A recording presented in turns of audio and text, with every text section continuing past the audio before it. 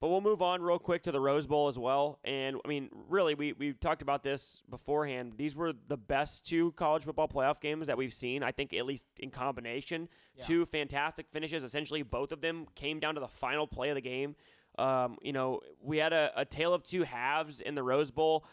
We both talked about this, and I think we were both pretty accurate in our breakdown, right? Like you said, you thought that no matter how much Michigan was ahead, that Alabama would make adjustments at halftime, and you thought that they would come out and win the game because of that. That's what they didn't win, but they came out and made adjustments and damn near did win. Then you have, I said I thought Michigan was the better team. I think they were the better team for most of the game. I think when you look at it, Michigan, to me, shot themselves in the foot too many times in the first half, and that's why this game was only 3 at halftime. You had, obviously, the first play of the game was an interception, although it got called back. Yeah, lucky break for Michigan there, actually. I always forget about that, but yeah, they turned that over in the very score. Fortunate, right? So then they punt. They sack Miller a couple times. Looks like, oh, man, this is going to be a long day for Alabama. And then they have a true freshman back there, muff the punt, right? And then Alabama, they only scored 2 touchdowns the entirety of the game, and one of them came there on a short field, on a big play from outside the 25-yard line. So, again, Michigan dominated the first half. They outgained them by over 100 yards in the first half, but they led by just 3 after, even though their second touchdown put them up 13-10. Then they dropped. There was a bad snap on the extra point. I mean, it was just a comedy of errors. And then we go to the second half, and it's the second half that's largely dominated by Alabama. I think you mentioned to me that before the final drive for Michigan, that Alabama had held Michigan's offense to 44 yards. 44 yards, drive, yeah. Right. So it was just it was a great adjustments by Saban in the locker room. I think Michigan got a little bit conservative, thinking they were just going to be able to run the ball and throw on third down and win the game. It was no points were scored in the third quarter, but Alabama was Bama scored. So Bama scored with 3 towards the end. 3 minutes left in the third quarter, touchdown. They had 0 points in the third quarter, according to the box score. I looked at it 10 minutes ago. According to the box score, nobody scored in the third quarter.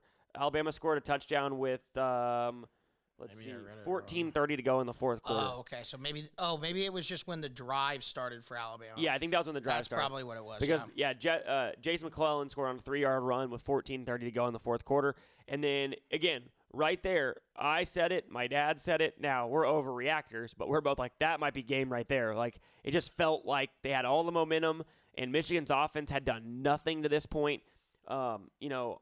They added on a field goal after, really, I forgot, Michigan got a huge break because Jalen Milroe fumbled the ball inside their own territory. Mm-hmm. Michigan has a big play following it, and then Sharon Moore, speaking of throwing up all over themselves, calls a flea flicker and damn near a fumble on the play, loses 5 yards, knocks them, kind of out of field goal range. They end up missing a 47-yard field goal.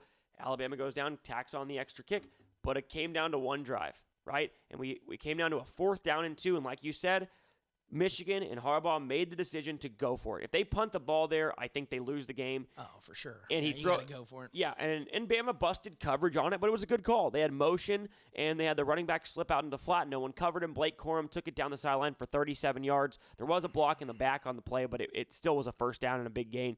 And then Michigan goes down and scores with a minute 50 to go. We end up going to overtime. How about, though, before we talk about overtime, how about that muff punt by Michigan in the last play? How crazy was that? Yeah, sitting a freshman back there to field that, and he fielded the ball inside the 10 is just a wild move.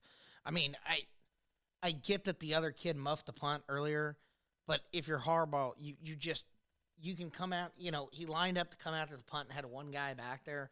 Just especially if you tell him if the ball, the old Cardinal sin rule, if your feet are on the 10, the ball's over your head, you let it go. Yeah. Okay. You don't have a freshman back there fielding a punt to go to the national championship game in the playoffs, catching it. What was it, like the 7-yard line when it hit him and then almost bounced in the end zone, right? It did bounce into the end zone. Yeah, I mean, so you gotta just anyway. Yeah, why are you fielding the ball at all? I don't know why you're fielding that ball at all. It was a good call on 4th and 2. He running back Corum, or right? Yeah, it's Corum. Yeah, he had a great end of the game there. Good overtime runs. Like I told you off air before, I mean, once Michigan got it into overtime, it's a huge advantage for them. They don't have to play their safeties near as deep. The field's condensed. It's just so much easier for them to stop Alabama.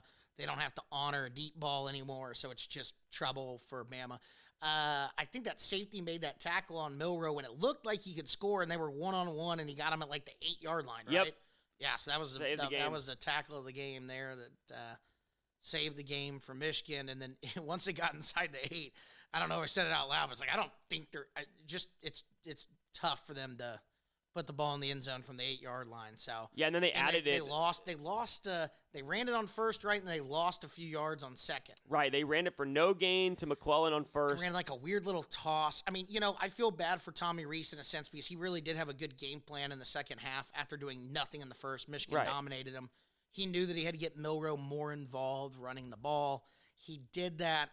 And then, you said you saw Saban's interview where they changed the play like 3 different times and ultimately end up with quarterback power, which I hate because, you don't put all your eggs in one quarterback power to end the game. If you throw the ball there, even if you don't like Milroe's ability to throw really, you have to get him outside the pocket on the run where he can turn it up and run, or you can throw it, or you can get a pass interference or something. Just one run right up the gut from the 3-yard line is a very interesting decision. I don't think it fooled anybody. Like, if I'm Michigan, that's literally what I'm playing for. Yeah. Because especially up 7, you say, hey, look, we're going to just play man on the outside. We're going to make sure that if you do try to run something with the quarterback or up the middle, you're not going to get in, So that's what they did a lot of the game, too. And I know Alabama had much better success running the ball in the second half than they did early on. But, I mean, you just looked at the beginning of the game when it just looked like the Michigan front, which is what I thought was going to happen. I thought the Michigan front was going to dominate Alabama's offensive line. They sacked him 5 times in the first half. I think they might have only sacked him once or twice in the second half. Yeah, I think it was 7 total. It was just shorter throws, quarterback runs, and, they adjusted. Saban's the best in the business at in-game changes. At halftime, I mean, that's what he did. It was a tale of 2 halves. Michigan had that final drive, won the game. But, credit Michigan. They came in with a better game plan to start. And like we said, and I've said kind of all along, I think when you look at it on paper, Michigan's a better team. And I have zero doubts about that after watching the game, too.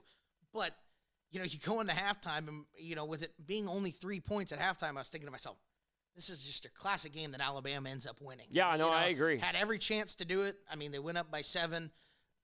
Credit Michigan for scoring on that last drive. They made some big plays. But, Harbaugh got thoroughly outcoached in that second half. And lucky for him that they got the 4th and 2, because if they didn't, the talking points all day would be Michigan's held the 50 yards in the second half after dominating the first. And it was all the adjustments that did that because nothing changed. The players were the exact same. Michigan's better. So, Saban did it with an inferior team and still almost ended up winning the game. So, yeah, I agree. But credit to Michigan for finding a way to win, which they did, pulled it out in overtime. Blake Corum scored the go-ahead touchdown. I know they gave the MVP to J.J. McCarthy. I didn't think he was all that great all night. I thought the best player for Michigan offensively was Blake Corum. He had 156 scrimmage yards and 2 touchdowns, including the go-ahead one in overtime.